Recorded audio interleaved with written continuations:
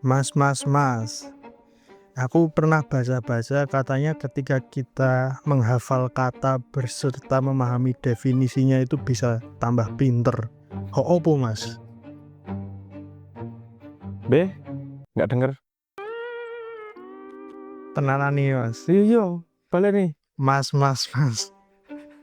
Katanya saya pernah baca kalau menghafal kata beserta definisinya bisa tambah pinter. Ho opo mas? Weh, kalau kamu menghafal kata berserta artinya, kamu jadi kamus.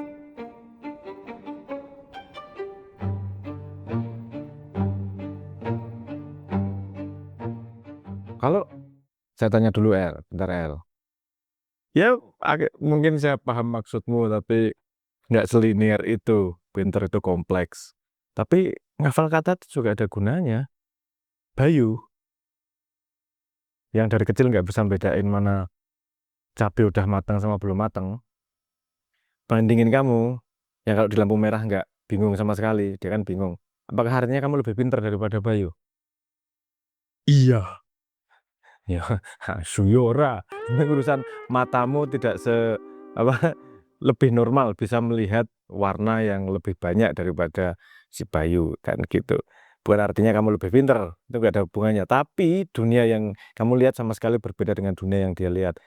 Dan dunia yang dilihat itu berpengaruh dengan bukan kemampuan, berpengaruh dengan kemungkinan kekayaan yang bisa diolah pikir oleh manusia. Ya gampangnya ini lah, kalau kamu punya set Lego 10 jenis sama cuma 5 jenis kan bikin rumahnya bisa beda-beda. Nah, apakah berarti yang lebih banyak lebih pinter? Belum tentu, tapi dia punya lebih banyak kemungkinan. Nah, kata-kata itu membantu dengan lebih banyak kemungkinan itu tadi. Kenapa? Gimana ya jelasinnya dari sisi mana ya? Akan multi angle nih, tapi coba kita pakai eksperimen ini dulu. Tentang percobaan yang nggak salah di Amazon. Jadi di kosakata mereka itu tidak bisa apa namanya, tidak ada 1, 2, 3, 4, cuma ada 1, 2 banyak gitu ya. Terus apa yang terjadi? Apakah mereka jadi lebih bodoh? Enggak juga, tapi ada hal-hal yang membuat mereka sulit, jadi agak lebih sulit hidupnya.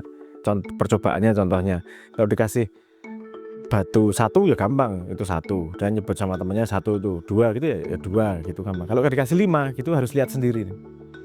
Terus kemudian kalau misalnya suruh ngulangin 5 ya bisa-bisa aja karena dia udah ngeliat ya. Tapi kalau misalnya dikasih dalam kaleng, gunting 1, 2, 3, 4, 5, 6, 7, coba apa bikinnya kayak gini, bingung dia pasti. Di Rusia, di salah satu area Rusia, itu agak advance tentang kosakata warna biru. Mungkin kalau karena pengalaman hidupnya macam-macam ya, peradabannya macam-macam ngelihat biru. Jadi biru itu nggak kayak kita yang biru kehijauan dikit, biru dongker, apalagi apa namanya Madura kan agak susah lagi ngomong itu. Kenapa? Karena nggak ada kosakatanya. Efeknya ya mudah, ngelihat warna jadi mudah, ngelihat warna langsung ngomong aja. Kalau biru dia langsung ngomong karena ada kosakatanya. Jadi ini sebenarnya membuat gini, membuat sebuah konsep diberikan menjadi simbol yang kemudian simbol itu bisa diolah di dalam kepala secara abstrak atau dibagi kepada teman, di-share dan seterusnya. Nah itu gunanya punya banyak kosakata itu seperti itu. Balik lagi kata-kata. Jadi kata-kata itu membantumu untuk punya dunia di akal yang lebih presisi dan lebih luas. Jadi kalau ada yang ngomong, kosakatanya gini, dengerin orang ngomong, terus ada kosakata yang dia nggak paham, kan langsung lepas karena nggak bisa membayangkan apa. Itu artinya memang kurang main, apa kurang kurang dia tidak melihat apa yang orang lain lihat. Itu sebenarnya nggak jauh beda dengan orang buta. Karena dia bisa melihat A, melihat B. Bedanya di sini butanya itu bisa disembuhkan. Karena kalau ada kosakata baru itu menarik. Ini artinya apa sih? Artinya itu bukan buat diapalin. Artinya itu kemampuan untuk melihat dunia baru, perspektif baru, pandangan baru yang bisa kita bawa di kepala dan kita bisa share ke orang lain dan kita bisa nyambung sama orang lain untuk apa namanya? Untuk membicarakannya. Yaitu gunanya dari apa kosakata tersebut. Jadi apakah dia langsung bikin orang buat orang pinter? Enggak, tapi dia berpengaruh untuk menumbuhkan kepandaian seseorang. Ngono lah, apa sebenarnya konsepnya? Apa ya, misalnya apa ya? Hmm, bahasa Arab itu ngomong ngomong tentang onta, itu kosakatanya kalau nggak salah ada 600. Dari onta duduk, onta deprok, onta tidur, onta ngantuk, whatever itu punya kosakatanya sendiri. Dan ini menarik, ada beberapa insight yang bisa kita lihat bahwa ternyata sangat dekat dunia onta itu dengan kehidupan orang Arab, sehingga sampai sespesifik itu. Terus yang nomor 2, eh, obrolan jadi cepat itu berguna dipakai setiap hari dalam kehidupan sehari-hari. Karena dia bertahan sampai sekarang dipakai 600 itu. Contoh misalnya yang lain lagi yang menarik. Di Islandia, di kalau nggak salah di Islandia, di Eskimo, bahasa Eskimo, itu kosakata untuk gundukan es itu macam-macam. Banyak untuk gundukan es. Dan ini kita di sini buta, kita ke sana pasti buta dan nggak bisa menavigasi. Dan karena kita nggak punya kosakatanya, kita taunya ya bukit, gunung, gundukan, dah apa namanya resolusinya segitu. Nah, kalau untuk orang yang tiap hari hidup di sana seperti orang Eskimo, kosakatanya jadi sangat banyak nih. Entah gundukan yang gimana, entah gini, nanti dia geser karena angin kayak geser karena apa, ada berubah bentuknya jadi nggak cuma bentuk saat itu tapi evolusinya seperti apa. Dia punya kosakata masing-masing sehingga satu kata itu bisa menghasilkan makna yang lebar. Nuansanya bisa banyak. Nggak hanya ini adalah ini, tapi ini adalah ini yang berasal dari sini yang akan menjadi ini kok. Kalau kita mesti menjelaskan kayak gitu semuanya, setengah mati. Nggak cukup kita ngomong hanya untuk satu kosakata saja. Padahal tanpa penyingkatan itu, kita nggak akan bisa ngomong sesuatu yang kompleks. Itu ya nanti yang kamu berhubungan pintar atau enggak. Kenapa orang apa namanya yang dipakai kata-kata susah dianggap sok pinter? Ini biasanya oleh orang-orang yang buta tidak bisa melihat. Eh, Tapi juga jadi ukuran, oh dia pinter nih. Kenapa? Karena dia mampu mempacking sebuah konsep yang kompleks menjadi sebuah satu simbol kata-kata yang kemudian orang yang mendengarnya paham bahwa itu kompleks. Contoh, ini dunia kuantum. Wah, ini yang tidak paham tentang kuantum, ini kemudian dia nangkepnya cuman rasanya ini modern nih. Kuantum adalah pokoknya penemuan terbaru lah yang paling keren lah. Nanti jadi mindful kuantum, jadi kesabaran kuantum, jadi kuantum spiritual. Ini yang paham asal kata kuantum, kuanta dan seterusnya. Yo kesel dalam tanda petik ini jadi pop culture, kata-kata yang punya akurasi tersendiri. Apa kuantum asalnya dari kuanta, itu lahir dari dunia fisika, dia menunjukkan sebuah konsep tertentu yang dia adalah evolusi dari konsep yang lain. Jadi ketika ngomong kuantum, world, dunia kuantum itu yang muncul di unzip itu banyak banget konsepnya, tapi kita bisa ngomong dengan mudah kuantum. Orang yang tidak paham benar-benar kata-kata kuantum ini, dia ngambilnya cuma permukaannya, nggak nyambung nih jadinya. Itulah yang kemudian disebut kok nggak frekuensinya nggak sama ya, orang biasanya nyebut gitu. Kenapa? Karena unpacking dari zipnya ini beda. Yang satu memang benar-benar bisa unpacking zipnya, yang satu cuma lihat file name-nya kayak gitu. File name-nya ditaruh di folder mana, dia nangkepnya itu aja. Nah inilah pentingnya kamu belajar konsep kata-kata yang berbeda itu kalau dia pasti punya nuansa. Kata-kata yang berbeda, gini, kata yang berbeda pasti mengandung nuansa yang berbeda. Nggak mungkin ngomong kata yang sama direpresentasikan dengan simbol dua kata yang berbeda. Kalau menurut evolusi nanti lama-lama satu hilang, kalau persis sama persis. Tapi pasti dia mengandung nuansa yang berbeda. Jawa misalnya, saya dan kulo misalnya. Itu ngomong sama-sama ngomong saya. Berarti artinya itu saya, tahu dong. Oh, nanti dulu ada nuansa di belakangnya. Ngomong sama teman, saya ngomong dengan penuh penghormatan. Pilihan kata itu penting untuk itu. Dan ini mungkin yang tidak difahami oleh para juru bicara dari negeri Konoha, bahwa kosakata itu penting. Seperti apa, narasi itu penting untuk ditemukan, bukan urusan makna aja, tapi juga urusan nuansa. Karena pilihan kata itu nggak cuma arti, tapi juga menunjukkan cuaca di kepala dan hatinya, gitu loh. Pilihan kata itu. So, saya nggak menafikan bahwa kamu menyambungkan pengetahuan kosakata dengan kepandaian, karena itu juga salah satu indikator yang langsung bisa dilihat. Orang kalau pakai kosakata yang zipnya gede. Tadi saya kan paham ya maksudnya zipnya gede. Artinya sebenarnya di bawahnya kompleks banget. Apa zipnya gede itu dia make dengan tepat dan natural. Itu bukan sok pinter. Itu dia pengen menyampaikan sesuatu dengan akurat.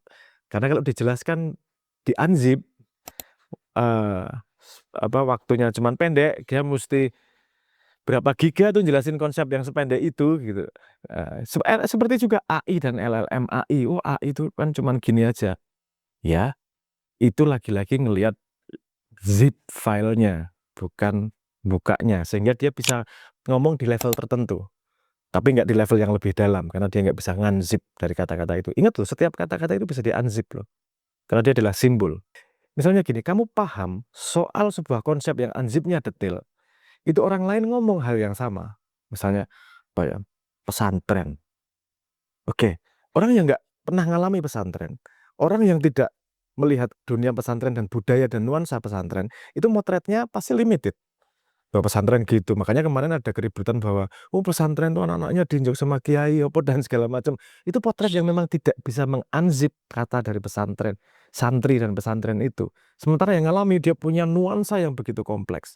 Jadi wajar kalau nggak terima. Hei kamu tuh nggak tahu. Jangan begitu mudah ngomong. Kamu nggak bisa unzip kosakata itu. Ini zipnya zipnya pesantren. Tapi ketika di unzip itu konsepmu, bukan konsep pesantrennya. Itu nggak paham maksud saya ya? Bahwa semua semua kata-kata itu simbolik, tapi juga mengandung konsep yang lebih dalam di situ, mengandung nuansa, mengandung implisit, makna implisit, bahkan bisa mengindikasikan kapan, waktu. Saya ngomong kaset gitu aja, wah, aku ngomong sama Iden ya, wah, kasetku hilang Den. Cuman kalimat gitu aja yang bisa mengunzipkan kaset itu bisa wah generasi tua boomer ini mesti langsung ngomong gitu. Kenapa? Karena bisa mengunzip kaset itu pada konseptual yang lebih lebar. Nah, kalau kamu belajar kosakata jangan hanya belajar definisinya aja, tapi juga belajar sejarahnya kalau bisa kenapa itu sampai keluar dibutuhkan kata-kata itu dipakai dalam dalam konteks apa dan seterusnya sehingga kamu makainya tepat. Itu yang membuat AI menjadi menyenangkan karena dia bisa menggunakan kata-kata itu pada konteks yang tepat. Nggak mudah loh kita sama-sama ngomong apel, terus tahu bahwa itu koneksinya adalah HP atau koneksinya adalah Adam. Karena dua-duanya nyangkut sama apel kan gitu. Berkonsep modern ya.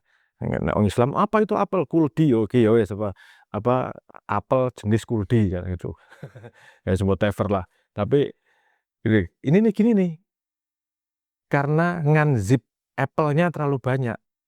Apple di-unzip jadi perbedaan antara buah dari agama A sama agama B. Apple sama Adam kesalahan Apple sama eh, Steve Jobs. Apple sama memang yang bikin merek Apple itu. Terus kenapa Apple-nya keroak? Apakah dia menunjukkan bahwa ini terusan dosa dari Adam? Unzipnya bisa banyak banget hanya dari satu kata Apple itu. Tapi itu menarik untuk dilakukan karena ini bukan urusan pinter, El.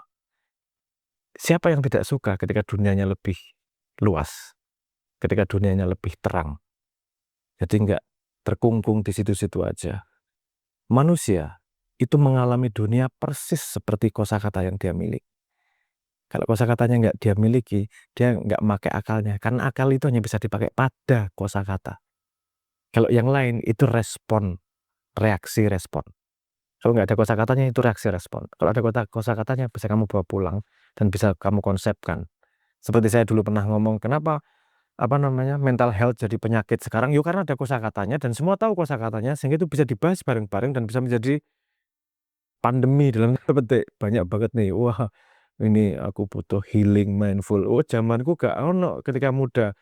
Kue sedih yuk kaplok karo kancamu diajak main respon, langsung respon tapi nggak dibahas dan dikasih singgasana untuk dibicarakan gitu loh. Yang bisa digitukan cuman sesuatu yang ada kosakatanya. Balik lagi, jangan harapannya jadi tambah pinter dengan belajar kosakata. Walaupun itu akan membantumu jadi tambah pinter. Karena pinternya bukan banyaknya kosakata, tapi maunya mencari unpack, unzip dari sebuah kosakata tersebut, mau nggak mau akan menambah pengetahuanmu dan kamu jadi tambah pinter lah. Lumayan tambah pinter. Tapi yang utama adalah semakin banyak kosakata, kamu semakin bisa nyambung sama banyak orang, kamu semakin bisa mengalami fenomena yang tidak dialami oleh orang lain hanya karena tidak ada kosakatanya itu. Jadi monggo belajar kosakata sebanyak mungkin, bahkan nggak usah sengaja deh. Kamu coba baca aja satu artikel, coba di-track benar-benar di kepalamu, mana yang kamu sebenarnya benar-benar paham dan mana yang sebenarnya apa namanya cuman kira-kira. Itu aja udah clarity luar biasa itu. Aku paham maksudnya. Kosakata ini tak unpack, oke, maksudnya gini, sangat clarity. Dan kalau memang terbiasa seperti itu membuka itu, salah satu contohnya, perdebatan pendidikan di Indonesia nggak akan seperti ini. Karena coba tanyakan pada dirimu sendiri. Apakah pendidikan Indonesia sudah benar? Itu pertanyaan semua orang toh. Terus pertanyaan berikutnya seharusnya adalah benar dan salah. Itu tergantung pada sebuah konsep yang disetujui. Ya, kalau kamu jalan ke sana, jalan ke arah Solo tujuannya ke Jakarta, ya salah. Karena kita belum tahu tujuannya. Oke ya, balik ke pendidikan itu tadi. Pendidikan Indonesia benar atau salah? Kenapa ini jadi menurut saya perdebatan yang kadang-kadang nggak kemana-mana? Karena konsep pendidikannya itu belum ditanyakan. Konsep pendidikan Indonesia itu gimana sih? Apa sih yang kita lakukan itu bukan konsep, itu implementasi dari pendidikan. Kalau ngomong konsep, oke, kita ngomong undang-undang kayak tulisan Ki Hajar Dewantara, oke. Yang paling sederhana adalah mari kita unpack arti kata pendidikan. Di mana unpacknya? Ada yang namanya kamus. Karena itu persetujuan sebuah bangsa atas penggunaan simbol. Coba, yang sudah ribut tentang pendidikan, pertanyaan saya, sudahkah Anda membaca definisi pendidikan dari Kamus Besar Bahasa Indonesia? Dan Anda tidak akan kaget kenapa pendidikan Indonesia outputnya kayak gini. Karena definisi pendidikan dari kamu saja aspirasinya seperti itu. Gak salah pendidikan Indonesia. Yang salah adalah aspirasi pendidikan Indonesia. Salahnya di mana? Bukan salah, Ding. Saya tidak setuju dengan aspirasi yang dituliskan pendidikan di Kamus Besar Bahasa Indonesia. Baca sendiri, Anda akan tahu sebabnya kenapa. Opresif. Pendidikan bukanlah membebaskan. Pendidikan adalah mencetak manusia. Dan nyetak itu ya tergantung pencetaknya. Coba dibedah, di-unzip kata pendidikan. Untuk itu ya, nggak usah pakai kata-kata yang susah, apa namanya, Zoroastrian, nggak aneh-aneh, nggak aneh banget, Ding. Rektum gitu, nggak aneh ya, kalau Noel nggak aneh, itu apa familiar kan. Yang sederhana setiap hari, pendidikan. Coba di-unpack, coba di-unzip. Bener nggak sih sebenarnya? Gimana sih konsep bangsa ini terhadap pendidikan? Terus implemennya kayak gitu, kenapa sih? Ya karena mungkin nyambung sama aspirasinya. Sekarang baru sebelum ngomong tentang pendidikan seharusnya gimana, benerin dulu aspirasinya bareng-bareng. Karena dari simbol itulah akan terjadi kenyataan yang sebenarnya. Seperti orang bilang, karakter tidak dibangun dari pendidikan, karakter dibangun karena perilaku yang dilakukan terus-menerus. Kenapa perilaku dilakukan terus-menerus? Karena itu yang dia pikirkan setiap hari. Kenapa dia pikirkan setiap hari? Karena dia punya aspirasi memikirkannya. Semua dimulai dari aspirasi, difikirkan, dikatakan, dilakukan, dan jadi karakter. Bangun karaktermu yang lebih luas. Menora koyo. Terima kasih.